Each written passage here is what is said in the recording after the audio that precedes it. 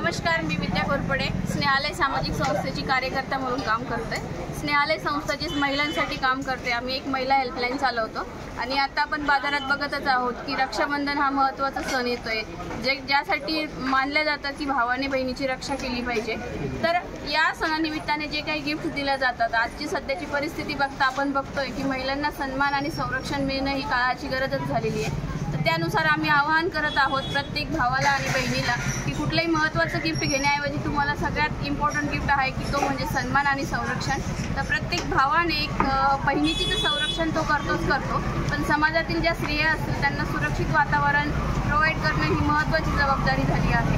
तर आत्ताच्या यंग पिढीला आम्ही हा संदेश देतो या कॅम्पेनच्या माध्यमातून की तुम्ही कुठलेही महागडे गिफ्ट घेणे, सामाजिक वर्तुळात ज्या काही महिला येत असतील त्यांच्यासाठी तुम्ही सन्मानाची आणि संरक्षणाची वागणूक द्या, त्यांना अनुकूल वातावरण तयार करून द्या। याची जाणीव आम्ही या कॅम्पेनच्या माध्यमातून महिला आणि पुरुषांना करून देत आहोत।